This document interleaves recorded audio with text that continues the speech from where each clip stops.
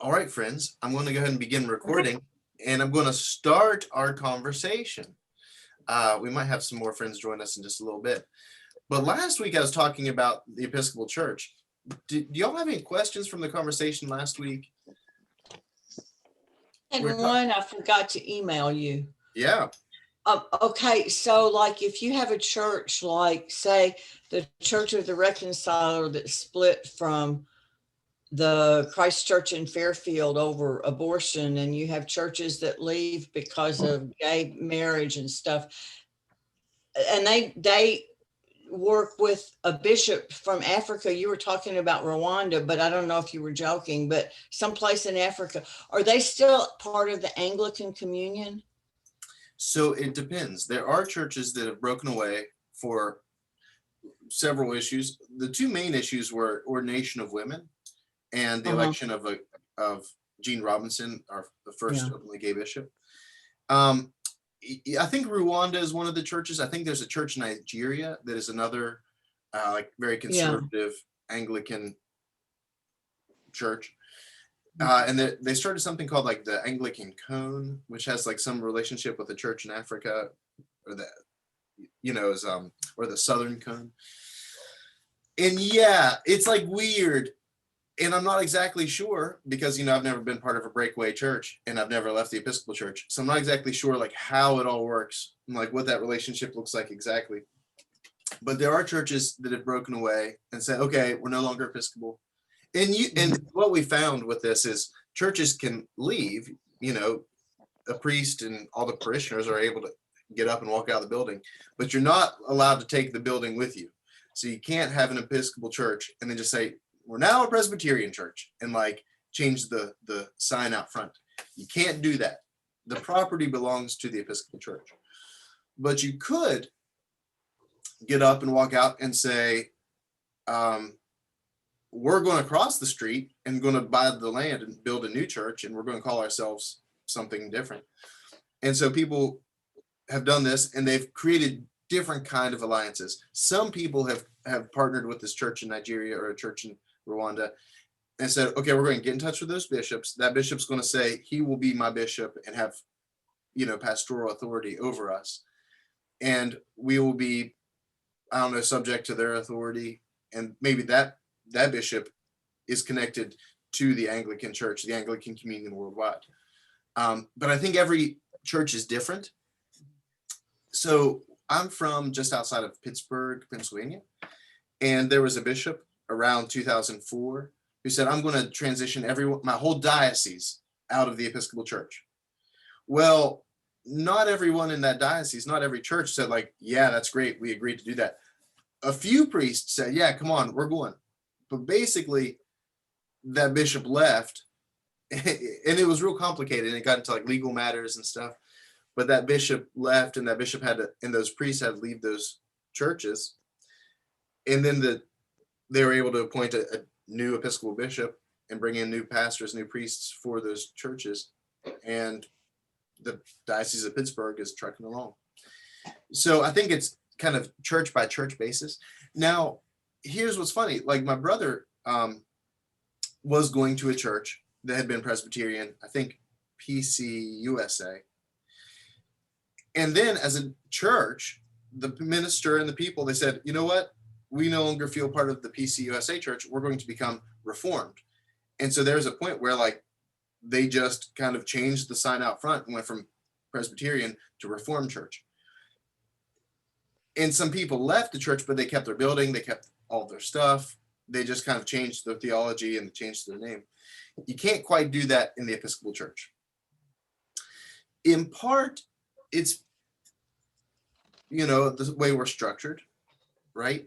And in part, it's our legacy and our tradition of kind of descending from the apostles and having this kind of connection to a bishop and the authority of the bishop.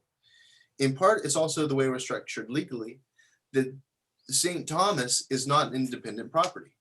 St. Thomas is owned by the Diocese of Alabama, which is part of the Episcopal Church, the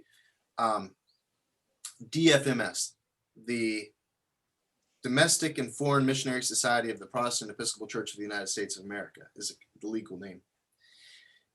And so like, that's why we say the bishop is the ordinary, where this is actually her parish. I just serve here because she doesn't have enough time to be here every Sunday. But if she had enough time, if there were enough hours in the day, she's the one who should be here, the bishop, running every church service. It just turns out there's 100 different properties and she can't manage all of that at once. So in lieu of the bishop, I'm here on her behalf. But I also just can't make changes to the property. Like when we built this addition, I had to go to the diocese and ask the bishop's permission and get kind of legal permission through, the authority structure of the diocese, because I can't just change the property. It's not our property. It's the bishop's property. Now, the toilet breaks. Can I fix the toilet? Yeah, she doesn't care that much. If we want to like renovate some things inside and just make it a little bit nicer or overhaul the kitchen, yeah, it's not a big deal. If I want to physically expand the space or change the space dramatically, I have to go and get permission because it's the bishop's church and I'm here on her behalf. And so if I do something really egregious, if I say we no longer believe in Jesus and actually we're going to become Zoroastrian, the bishop can come and be like, Josiah, goodbye, you're gone, but St. Thomas is still my church. And she can defrock me, which is like unmaking me a priest, and also kind of cut me out and fire me from the church. The bishop's role last week, we said, right, is to oversee all of the churches in her diocese. She's also the chief pastor. So if I have personal problems, let's say my daughter is sick and is in the hospital, I have a personal struggle. She's the one who's going to come out and visit me in the hospital. But then if you get sick, I'm the chief pastor for St. Thomas. So if you get sick or your children get sick, I go and visit them at the hospital. And then you are chief pastors to the world. So if your friends and neighbors get sick, you are the ones who are supposed to go and visit them and help take care of them in the world. Does that make sense? So the bishop's role in the diocese is many things: chief pastor, chief preacher, chief teacher. And we make a vow of obedience to the bishop. That is like part of like our ordination vows, is that we swear this kind of obedience. And I could be fired by her unmaid if I disobey her. And they wield that loosely. She doesn't give me unrealistic demands. She doesn't say, Josiah, I want you to grow hair on the top of your head, something that I refuse to do. She's not going to be unreasonable, but when she asks me to do things, then we do them. There are other big roles in the diocese. So the bishop is kind of the head of the table, but other important parts are chief transition officer, or sometimes called the canon to the ordinary. Because remember, the bishop's title is the ordinary, like they are the one who's always around. So the canon to the ordinary means the one who's serving the bishop. The canon to the ordinary's job is held right now in our diocese by a woman named Sarah Sartain, who had been a member for many years at St. Thomas Episcopal Church. What's up? Sarah's job is to help churches as they're finding new priests. In their transitioning from one priest to another, her job is to help people who have gone through seminary and are ordained to find churches and connect to churches and find work. It's also to help support ministries that are in crisis. So, a church that's going through a hard transition or having struggles, it's their job to kind of help in transitioning the church in healthy and vital ways. Before Sarah Sartain, it was held by Pat Wingo, who had been the priest at St. Thomas Episcopal Church, one of the founding priests, the priest who built the first two sections of St. Thomas. So he left St. Thomas after 12 years and went to the diocese where he worked. And as a matter of fact, the reason why I'm in the diocese is he was the canon to the ordinary. And he called us and he said, I want you guys to come to the Diocese of Alabama. And we were like, no way. He's like, yeah, I think it'll be really great. And Pat Wingo did a good job selling us to come down here. And so we're real grateful for that. So Josiah, I guess the canon to the ordinary doesn't have to be ordained. Is that correct? It doesn't have to be, but it almost always is. Sarah Sartain is the first person I've ever heard of being the canon to the ordinary who wasn't ordained. And maybe there are pros and cons for both of that. One of the pros for having an ordained person, a clergy person in that position, is you're helping clergy find churches, and you're helping churches who are recovering from bad clergy experience. And so sometimes having a clergy person in that role is more sensitive to kind of the nature of that work and what that looks like. Maybe having a secular person has the same benefits, helping a church recover from a bad priest experience, or finding a new priest. Maybe they are more in tuned to that struggle. There's a chief administrative officer. Chief administrative officer can look like several different things. That could just be kind of the administration of the diocese. In our diocese, there's a man named Rob Morpeth, who's kind of the CFO, like the chief financial officer, but he also functions in so many ways as the chief administrative officer. That person definitely does not have to be ordained. And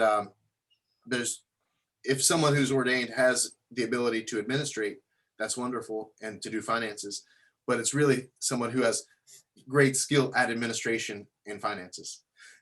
Archdeacon of the diocese, our own Deacon Lou Thibodeau, was the archdeacon for 10 years. The archdeacon's role is to work with the diocese and with the bishop to kind of advance the work and ministry and calling and vocation of deacons. I think Lou was really vital in her 10 years also of helping train, not just raise up new deacons, new classes of deacons, but train them and prepare them for that ministry. In our diocese, this isn't true for everybody, but our diocese also pays for the director of Camp McDowell. Obviously, Camp McDowell is an Episcopal summer camp and conference center. It's the largest camp and conference center in the Episcopal Church in the world, where we just have so much property and land. And the diocese pays the director in some ways because it was maybe a struggle for camp to pay for their own director, but in some ways also to maintain a relationship with camp, to say like it's not something happening off on its own, living its own best life, that it is intimately connected to the diocese. We also have a youth and young adult coordinator, so youth ministries. So Brandon Cole, I don't know if you've ever been in touch with this person in the diocese, but and I'll think of her name in just a minute. It's escaping me at the moment. It's Pat Lynch's daughter, Kathleen Lynch. So Kathleen Lynch, who was actually raised at St. Thomas, she is the youth and young adult coordinator for the diocese. She works at Carpenter House, which is what we call the diocesan office. She works there, and she connects with the youth ministers, all around the diocese, and helps get them resources. There's also a person who's in charge of the lifelong formation ministries. So doing all Christian ministries, she helps get resources and education and helps people develop their Christian education through the life cycle. Do y'all have any questions about that? About kind of these big roles in our diocese? I know this is kind of like bureaucratic and esoteric. And I'm going to go even deeper and make it even slightly more boring just for the next minute. And so if you have questions, or if this doesn't make sense, you just let me know. The bishop is in charge. The bishop's in charge. When the councils of the church meet and 20 people vote to go to the right and the bishop votes to go to the left, then we go to the left, right? The bishop is the final supreme kind of visionary of the diocese. However, there are four main councils that help in governance, make recommendations, and make decisions. The one on the bottom, the third one, diocesan council. Diocesan council is the body that meets every month through the year when there's not a diocesan convention. Diocesan convention makes the biggest decisions of the year. Diocesan convention decides on the budget, the finances. They pass resolutions and that will have real effect on the church. But that happens every year in February. Outside of that February meeting, diocesan council meets. So I was on diocesan council for 3 years, and it was one of the most boring experiences in my life, because you sit there for an entire day once a month, and you have to hear kind of case after case where people come in and they present these cases on why they should be able to change their building or add on to their building. You hear endlessly about people asking for money in the budget and why they should be included in the diocesan budget. And the thing that was boring for me is, like, usually I had no idea who these folks were, or where they're coming from, or their context. And it became just like this endless meeting where you just meet again and again and again. Because remember, I said, you can't change the church property without getting the bishop's permission. So you have to go to this council, and the bishop is the head of this diocesan council. So you go in front of the bishop and you go in front of the council and you ask them if you want to do anything in the church, if you want to make any changes, or even make changes sometimes to the liturgy of the church. If you say, Bishop, I want to move my baptismal font, or Bishop, I want to shorten the church service.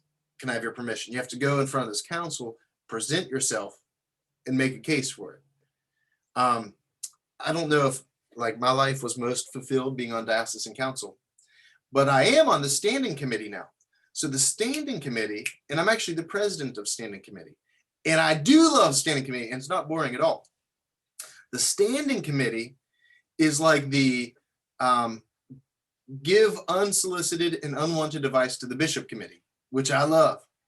As a matter of fact, the standing committee is in charge. So if the bishop ever became, I don't know, indisposed, if she went to Mexico and went missing, then actually the president of the standing committee would be the acting bishop, which would be me. So watch out, everybody, until we could get another bishop or find the bishop missing in Mexico.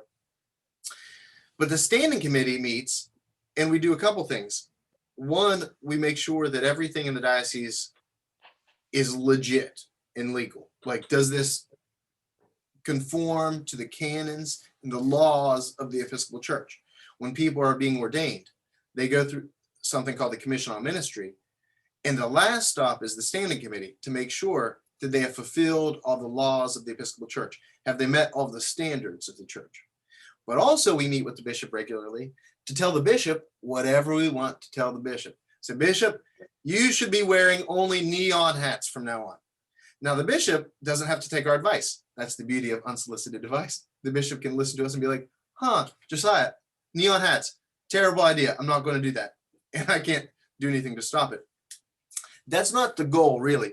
The goal is for us to advise the bishop and for us to work with the bishop closely so she can come and bounce ideas off of us and say, hey, guys, I have this idea for the diocese. I want to start a new ministry, a pilgrimage center in Montgomery. And we can wrestle around with that idea with her and say, well, here are the pros and cons. Here's why we don't like it. Here's why we do like it. And we can help her find that. Or we can present things to her and say, you know what, Bishop, we really need a Black missioner to the Diocese of Alabama. We need someone to represent minorities, minority voices, to begin to address institutional racism in the diocese. So we propose, this. And we work over those issues together. This summer, the bishop is going to hire another bishop, an assisting bishop, someone who's been a bishop and has retired from their diocese. Because remember, I said, when you're a bishop, when you turn 72, you're out, you're gone. You're not allowed to serve in your diocese any longer. Mandatory hard stop, you are fully retired. But you can serve in another diocese as a helper, as an assisting bishop. So she's going to hire an assisting bishop. And I think it's the standing committee's role to kind of work with her, to talk to her about different people that she might want to bring in and help her find the right person for the job. So that's the standing committee. And I talked about the diocesan council. Then there's two other ones, the diocesan disciplinary board. When you get in trouble with the diocese, when you get in trouble with your parish, it's usually over money, like you're taking money that you're not supposed to be taking, or using money in ways that you're not supposed to be using it, or like infidelity, or like you shouldn't be flirting with anybody in your parish. If you're like a single priest, you definitely shouldn't be like dating anybody in your parish ever. Even if you're a married priest, you shouldn't be dating anybody in your parish ever. Those are like the two big areas where you get in lots of trouble. And priests, like every other forum, find ways to do things that aren't good. And so they go before the disciplinary board. The disciplinary board has a trial. It's kind of like the High Inquisition. I wish they would wear like big hats or something, but it's the Inquisition. They do kind of have a trial. They have an investigation. And I believe they come to the standing committee, and the standing committee makes the final, it's the final judge. So if the disciplinary board says, Josiah is guilty of, stealing lots of money from St. Thomas, we find him guilty. The standing committee acts as a judge and say, you know what? he is guilty. Here's kind of what we outline. Now, if you break the law, you also go through a real trial too. Like if you were to do something, like if you were to murder somebody, you don't just go to the disciplinary board. You actually go to like the law, and you would have a real trial as well. And the Commission on Ministry, this last council, is the ones that prepares people and discerns with people the call to ministry. They help people decide, are you called to be a layperson or a deacon or a priest? It's about a 2-year process. So if Tom Damon comes to me and says, Josiah, I want to be a priest. I say, great, no problem. I'm going to put you, Tom Damon, in touch with the Commission on Ministry. It's about a 2-year process of discernment, about a 2-year process of thinking and praying and talking to different groups of people about what you're called to do. And at the end of 2 years, they're going to tell you two things. They're going to say, are you called to be a layperson? Are you called to be a deacon or a priest? Or are you called to be that, just not right now? That say, Tom, it does sound like you are called, but you have a lot of issues with your personal finances. You need to get those in order. You need to like sort out kind of your work. And then maybe in a year, you can begin the process of going to seminary. Questions about the governance of the church? Is Corey the executive director for Camp McDowell? Yes. Okay. Corey Jones is our executive director. Corey Jones has done just about every job at Camp McDowell, especially before he went to seminary. After seminary, he worked at St. Francis of Assisi in Indian Springs for about 2 years. And then he was hired to be the executive director. I'm actually also on the Camp McDowell board. So if you have any questions about Camp McDowell, let me know. I just happen to be plugged in at the moment on a lot of stuff. The big areas of ministry for the diocese also reflect the big areas of ministry for us in our churches. They just kind of do it at a larger scale. The big areas they're concerned with, Christian education, things like this, like confirmation class, youth ministry, college ministry, right? Like in Birmingham, they have a relationship with three schools, UAB, Birmingham Southern, and Sanford. There's a college minister who kind of serves those three universities. Young adult ministries, the Alabama Integrative Ministry School has been kind of reduced, but that's for people on the track to be made a priest, and they can be trained somewhat locally. Mission and outreach, recovery ministry, stewardship of creation, race relations, disaster recovery, and evangelism. Those are kind of the big areas. Also, Department of Liturgy, Architecture, Department of Finance, Stewardship, and Communications. Man, all kinds of stuff. We hit all the things. So when I wanted to go to the diocese and we were going to start talking about building an addition onto St. Thomas, I had to go and present our finances to the Department of Finance. And then I had to go to the Department of Architecture to present plans that our architect was developing. And then I had to go to the Diocesan Council and ask permission from Diocesan Council. I don't know if any of y'all were in that meeting, but I took about 10 people from St. Thomas. Sarah was there. I took about 10 people to the diocese to meet with Diocesan Council to kind of make our case on why we should be able to expand.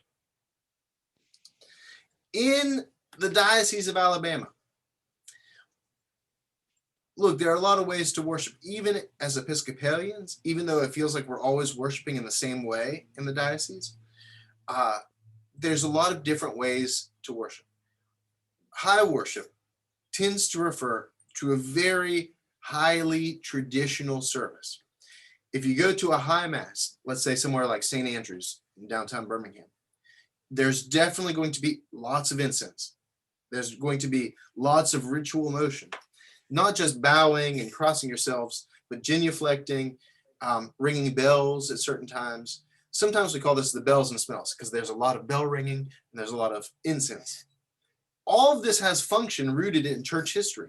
Like the reason why they used to ring bells at the moment of the Eucharist was because men would just be chilling out outside. You'd have a big church service that's in Latin, in Roman, a Roman Catholic church. It was in Latin. No one understood what was going on. Maybe the men step outside to like hang out, talk politics, talk about the weather, and they hear the bells ring, and that means, oh, something important is about to happen. I better get back in church because we're about to have the Eucharist. It was a signal, right? That like the Eucharist was being celebrated. Incense, has always been used just in the same way that animal sacrifices were burned. So the smell gets carried up to God. The incense carries up our prayers. Incense has always been used in the church to kind of connect to the divine. It's like kind of carrying our prayers in the smoke up into heaven. And it smells really good in a church full of stinky people, pre-deodorant days. Kind of makes the church smell a lot better. Makes it smell like a holy space. A lot of religions use incense as part of the ceremony. So there are some churches, like St. Andrews, that's very, very high.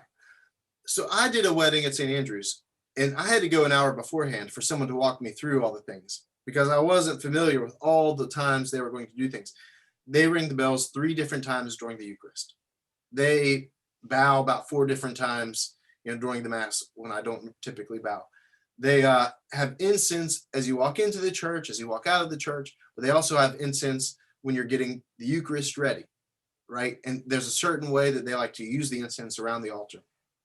Low church means you're none of that stuff. I think you can sometimes think of St. Thomas as a fairly low church. We don't have a lot of incense. We don't have a lot of bells. We don't have a lot of ritual action and movement. We don't have a lot of stained glass windows, ornamentation inside the church. We don't have a lot of not just relics, but statues of saints that we would venerate, right? It's a very low church. Sometimes people call it like snake belly low, like so low it's just like you can't get any lower to the floor. I would describe us as a broad church. Broad means we kind of do a little bit of everything because we do have at different times during the year incense. Like on Christmas Eve, at the last service on Christmas Eve, we do have lots and lots of incense. We do celebrate sometimes very high, like on Easter or on the Great Vigil, where we have a lot going on, where we build a bonfire outside and then process it around. But we try a little bit, through the year. I like to think of it like the Episcopal Church gives us this beautiful book of common prayer, lots of different ways to pray, and it's my responsibility to expose you to a lot of those different ways of praying. However, Macavia, during this past year, during COVID, when we were meeting outside, we pared down the service and kept it very routine. So we didn't have a lot of movement or change in our service because everything else in this world has been disrupted. There's also something called evangelical church. And evangelical is a strange term because it can mean a lot of different things. It can be evangelicals, like that's a kind of denomination. It's non-denominational, but there's a group of people in this world who would call themselves evangelicals, right? It's like also a political movement, people who would identify, in the last 15 years as kind of on the right or conservative or Republican. They say this evangelical voting bloc is something that politicians love to talk about. Evangelical can also mean, the way I would use it to mean is evangelical is people who are spreading the gospel of Jesus Christ. It's evangelical. To be evangelical is to share your faith, is to live out your faith in the world. To be an evangelical church in the Episcopal Church is kind of its own nuanced thing. I would say the Advent Cathedral is an evangelical church, where they're a slightly more conservative parish, but they have a very hard focus on spreading the gospel and preaching the gospel. Yes, St. Thomas also preaches the gospel, but I don't know if it'd fall under that, not quite the same way that the Advent Cathedral would fall into it. Does that make sense? It's kind of confusing. Josiah? Yes, I ma'am. thought it was a form of worship where they sang a bunch of songs and then they got down to going through the prayer book service. It can be a form of worship. This is where the term gets like overused.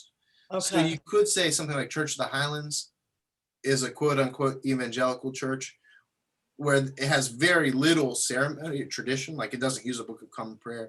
It doesn't have a liturgy flow quite like we do, but it has very contemporary music. It has, a sermon, a teaching sermon that would last for a long time, like maybe 30 minutes or 45 minutes, and then more music at the end. You probably wouldn't have the Eucharist, or if you did, it'd be an occasional focus on the Eucharist. And those are, in some ways, kind of the movement. The Advent Cathedral has a very pared down Episcopal liturgy, where there's more emphasis on music, although albeit traditional music. They have more teaching sermons. Then it's a different style of preaching. It's a kind of a longer form of teaching, and it's kind of maybe more of a hybrid between a Bible study and a sermon. And they have a pared down focus on the Eucharist, where I believe they do the Eucharist once a month, and 3 weeks out of the month they do morning prayer. And so they kind of finish their sermon and have their prayers, and that's it. But in the Episcopal Church around the diocese and around the country, we have plenty of examples of all four types of church worship. I would suggest St. Thomas is broad, meaning we do a little bit of everything. We experience kind of the fullness of our opportunity to worship. And if you've been at St. Thomas Episcopal Church long enough, you will have tried every different possible thing that we offer in the Book of Common Prayer. Some of the churches that stand out, some of the well-known churches around Birmingham, are, of course, the Advent Cathedral. Here you go, in the upper left. That's right downtown, of course, across from Lynn Park. There is St. Mary's in the Highlands. St. Mary's in the Highlands just got renovated and experienced this huge, Jeremy Carlson, who was from St. Thomas, is an associate priest there. He gave me a tour last week, and it's incredible. St. Mary's has really expanded in every direction, and their Christian education center is massive. I mean, you get lost in the building, but it's also kind of fun to see them growing. You see St. Luke's up here in the upper right. This is kind of from the pulpit looking back towards the back of the church. You can see the organ. Brandon Cole knows St. Luke's. That's where me and Brandon met and first got to know each other. Some other significant churches around the diocese that people will reference. This big picture is from, I think, Nativity. Yeah, it's definitely Nativity in Huntsville. I was trying to think of it as St. Thomas. It's not St. Thomas, Huntsville. This is Nativity in Huntsville. Beautiful historic church right downtown Huntsville. You see St. John's in Montgomery. It's a really important church that's been in the diocese for, 150 years, something crazy. It held a lot of really historic and important moments, especially around the Civil War. There were a lot of prayer meetings at St. John's Episcopal Church in Montgomery. And St. Andrew's up here at the top is a church downtown. And St. Andrew's is really known, around the diocese as being kind of the mothership of high Anglican tradition, high service. And I don't know if there's a church that does it any better than they do. Of course, St. Thomas Episcopal Church is the best church in the diocese. That's where we all got to know each other. St. Thomas was founded just over 30 some years ago. And it was part of this expansion under Bishop Parsley, where there was an idea of these growing communities along 280 that we were going to grow Episcopal traditions as well. That they planted Holy Apostles in Hoover. They planted St. Thomas Episcopal Church, St. Francis, Indian Springs, and the latest church plant is St. Catherine's in Chelsea. It's kind of going out in Hoover and going down 280.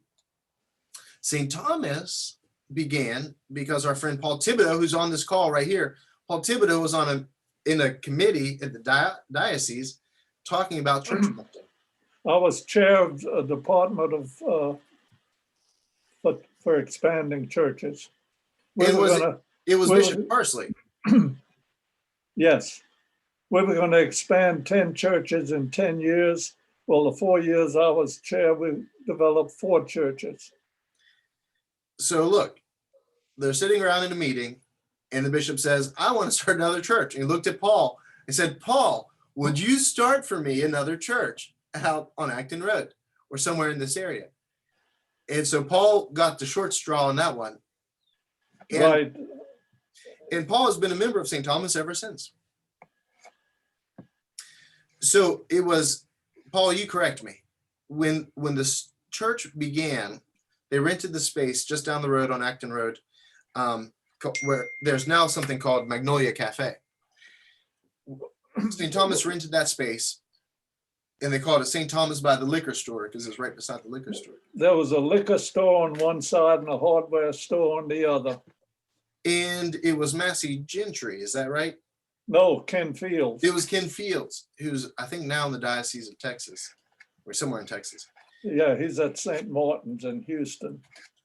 And over time, Paul, as the founder and kind of this visionary board, bought this property on Acton Road and began to develop it. First, there was planted a triple wide trailer. Triple wide trailer was exciting. The stories I always heard were, it was exciting because like a lot of trailers, the pipes ran through the walls. And so if someone was in the restroom and flushed the toilet in the middle of mass, you could hear across the whole church service, right? The water flowing through the pipes, which is thrilling, I'm sure. But there's a triple wide trailer parked up on the property. And over time, they were able to raise funds and secure a loan and built in 2000, broke ground to build the first section of this church. The first section includes my office, the narthex, and the first 3 windows in the nave, in the sanctuary. That's why there used to be a crack after the 3rd window, because that's where they built the second edition in 2005. They built 3 more windows. And there had been a crack in the floor when it had settled. The new edition had settled. It bowed just so much, just enough to crack all the way lengthwise across the floor. We've repaired that crack this year, so it no longer exists. But the vision was always to build 3 more windows and expand the church a 3rd time. And that's what we did in this final expansion. We didn't add 3 windows, but we did add a back section that could be used for classrooms and education wing. So we really fulfilled the vision that Pat Wingo had begun when Pat Wingo was the ministry here. But it's really the vision that Paul Thibodeau had when the bishop pointed at him in a meeting and said, Paul, go and plant my church. And so 2020 was the completion, at least of the physical plan that had begun all those years ago. Isn't that right, Paul? Right, exactly. Paul, do you want to tell us how you've seen the church change over the last 30 years? Well, from maybe 50 people to how many we have now, it's been wonderful to see the growth.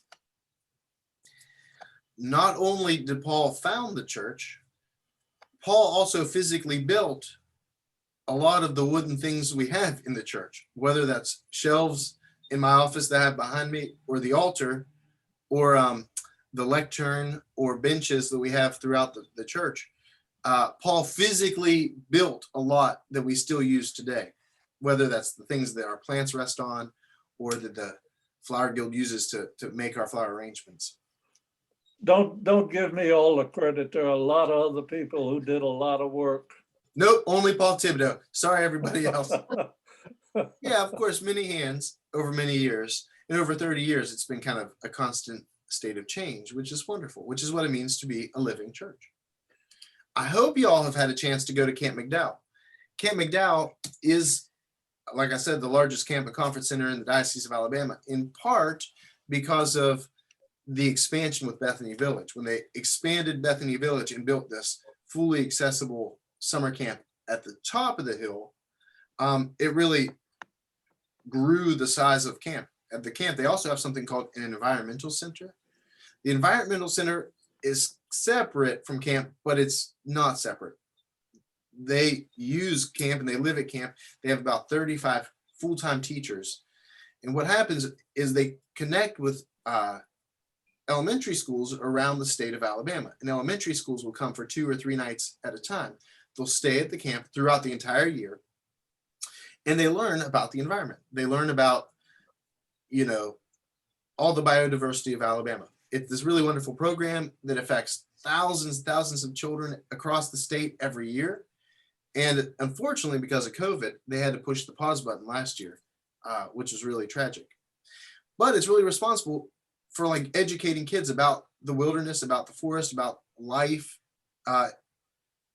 in living creatures of God's creation in Alabama. And so there's a good chance if you are raised somewhere in Alabama that you've gone to Camp McDowell to stay for a few days and had this opportunity. They also have a farm school where they teach people about farming, and they help kids learn about planting seeds and raising animals. They have goats and chickens and all kinds of fun things. We do something in the Black Belt in Hale County called Sawyerville. Sawyerville is a way it began over 20 years ago as a way to give kids who lived around Hale County and around Greensboro, Alabama, something to do during the summer, opportunity during the summer. But it's really grown to be this kind of massive program that really affects the whole state, where kids come from all over the state, and then children who live around throughout the Black Belt, through Greene County and Hale County, they all come together for 3 weeks of session. They have a summer program that goes all throughout the year of teaching kids literacy, helping kids improve literacy and math skills. And it's a way to kind of build bridges, to kind of dismantle some of the institutional racism that's part of being in the state of Alabama. It's building bridges across communities, creating racial reconciliation, starting with children, developing those connections. Of course, one of the great things in Alabama is our Cursillo program. This is for adults.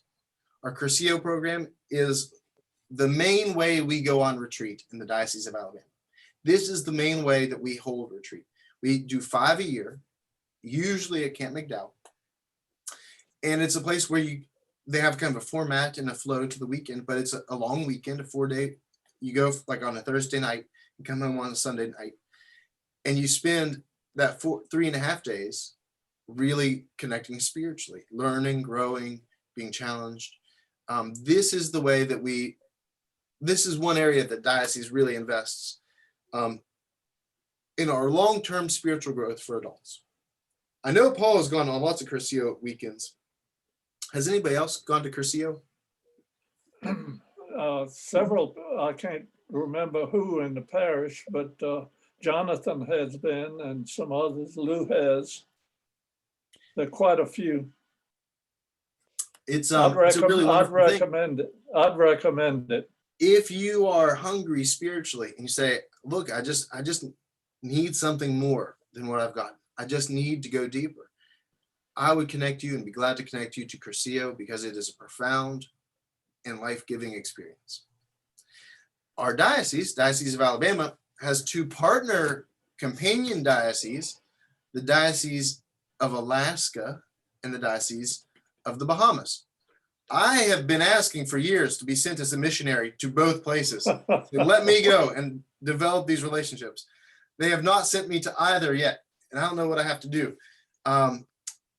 But what we do is we support and partner with these folks to increase their ministry.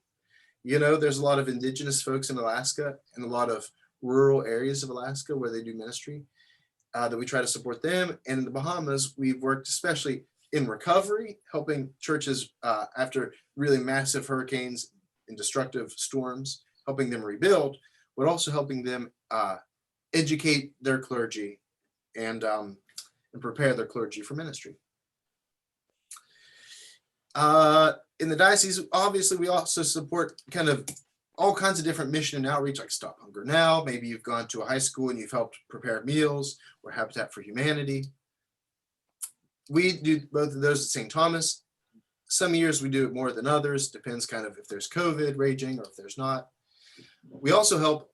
Oh, in the diocese, there's these 3 unique institutions that are just wonderful in every way. St. Martin's is an Episcopal retirement facility. It's beautiful, beautiful, beautiful. It's out kind of between Mountain Brook and Irondale. And it's just a kind of classic retirement home, but you have independent living, then you have like partially independent living, and then you have kind of residential care where you need lots of care. But it's for people, older folks can retire there, and it's a beautiful, beautiful place. Episcopal Place is also a retirement facility, but it's for low-income seniors. It's for people maybe who would struggle to live at such a nice such a nice quality place on their own. Episcopal Place is, it's right next to St. Vincent's. It's kind of across from St. Vincent's. And there's a theater just attached to it, real close, which is, I think, the Virginia Sanford Theater. I think that's what it's called. And of course, we have connection to this institution called the Episcopal Relief and Development. When there are hurricanes or tornadoes or natural disasters, it's Episcopal Relief and Development that are able to stand up as a unified organization and respond. Let's see. I've been at St. Thomas for 5 years, just over 5 years, 5.5 years. In those 5.5 years, a lot has happened. Not quite as much as this last year. That was really kind of a unique twist on ministry for everybody. It was a unique ministry calling for us. Rectorus Maximus, this is not the real Latin term. What we're called actually is the rector. The rector is kind of the priest in charge. What does that mean to be the priest at St. Thomas? Well, you're the chief pastor. If Tom Damon, has open heart surgery and goes to the hospital, now that I've been vaccinated, I can come and visit Tom at UAB. So I'd go and visit Tom and, visit Ginny as she's kind of waiting in the waiting room. I might kind of help organize somebody to bring food to the Damon family and generally offer pastoral care. We offer pastoral care at those times that are kind of most extreme in people's lives, extremely good and extremely bad.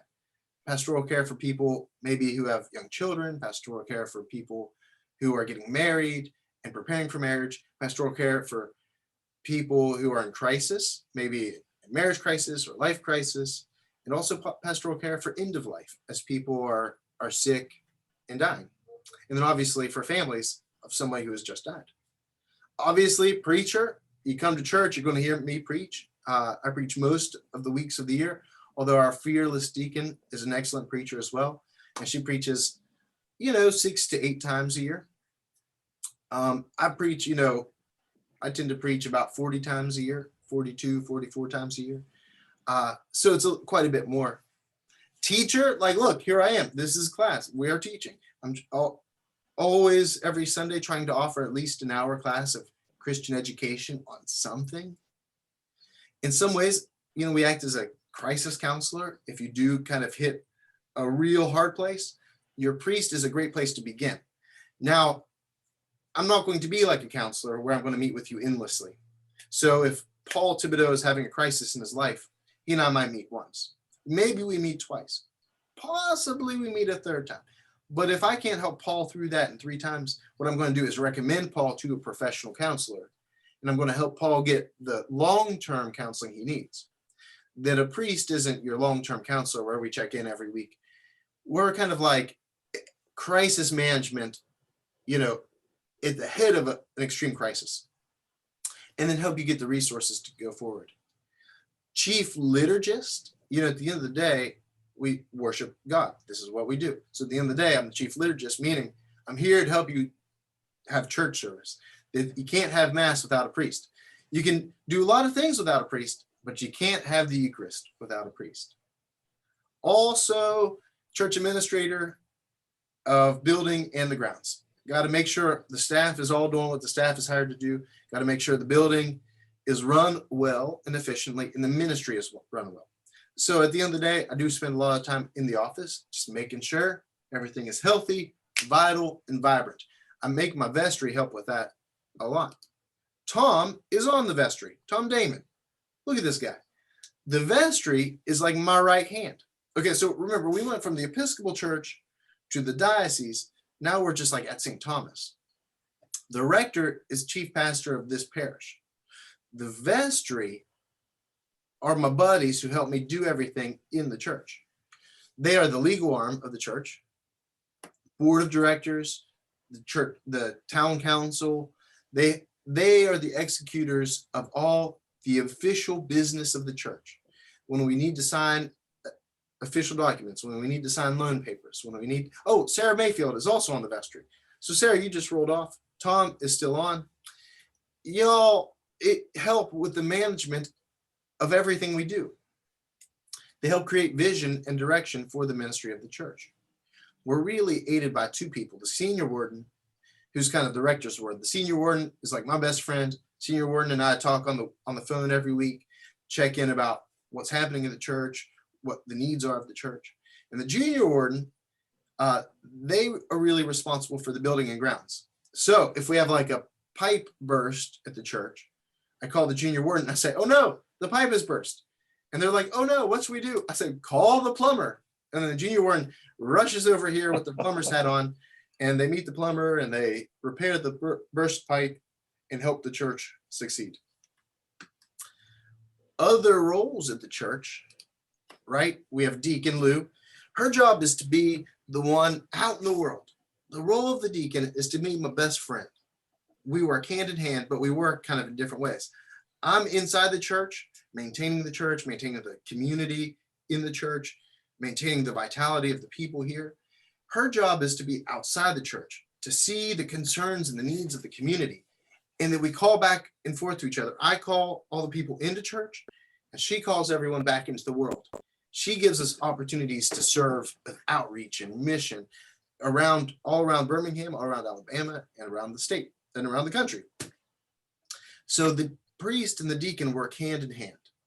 And we have different roles we also serve in liturgy, the way we celebrate the Mass. But we work hand in hand together. We work kind of as good friends. We have a chief administrator who is Lynn Scholl, who's fantastic. She runs everything really. But she helps us administrate and keep the business of the church a strong and sound business. We have youth minister, Brandon Cole, who's on this call drinking coffee right now. We have a children's minister, Katie Robinson, who may or may not be downstairs meeting with families doing atrium right now. We have the organist, choir master, chief tune chimer, who is Lynn McQueen. Jenny Damon is our youth choir master. And Jennifer Hartzell is our organist and choir master. All of them have been exceptional this year, especially Jennifer Hartzell arranging and compiling all the music we've used all year. Usually Jennifer Hartzell will come and play the organ, play the piano during Mass. This year she's been composing it, working with people like Tom Damon on the choir, where Tom will sing a song as a recording, send it to Jennifer, she'll put it all together, make it sound beautiful, and then we play it on Sunday mornings. We have interns occasionally. One of our last interns was named Sally Herring, and she is on her path to being made a priest. We have a finance committee. So right now, the vestry is doing the work of the finance committee. But we also have a treasurer. The treasurer makes sure that we have the best practices for using our finances. The treasurer is Jan Thompson, who's also the head of our altar guild. So I can see out the window right now, I'm looking as Jan Thompson is setting up everything for the church. Really at St. Thomas, we have a three-pronged attack. This is like the three big focuses of what we do: worship, fellowship, and outreach. We worship God together. That's what we do. We come because God calls us to worship. And then we love each other. We celebrate. We hang out. We have events. We have picnics. We have coffee hours. We have all these things to develop fellowship so that we're really good friends. So we come together by drawn in for a love of God. Then we develop a love of our community. And then now as good whole Christians, we go out into the world, to serve the wider community. This is kind of our vision at St. Thomas. This is why we exist, for worship, fellowship, and outreach. I'm going to push the pause button right there. Although I can keep going, I'm going to choose not to. Do y'all have any questions about St. Thomas or about the Diocese of Alabama?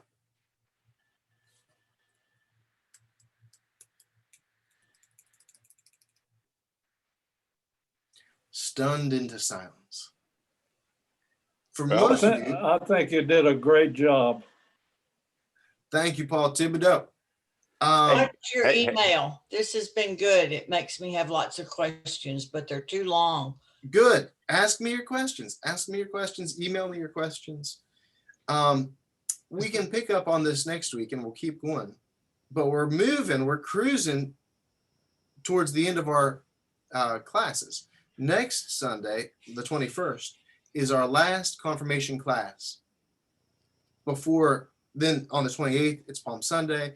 Then April 4th is Easter Sunday. And then we're going to have confirmation on April 11th. Next week, we're going to keep talking, and I have lots of great things to talk to you about and more questions to be answered. But this confirmation class is the introduction, and that you'll spend the rest of your life learning all in going deeper in everything we've spoken about, whether it's scripture or tradition or the life of the church. You will spend the rest of your life as a Christian learning more about all of these things. So I hope you do have questions, and you email them to me or you bring them for next week. Next week will be our last confirmation class before we actually have confirmation on April 11th. We'll give you all more information next week, but I hope you tune back in. Thanks, everybody. Have a good week. Bye-bye.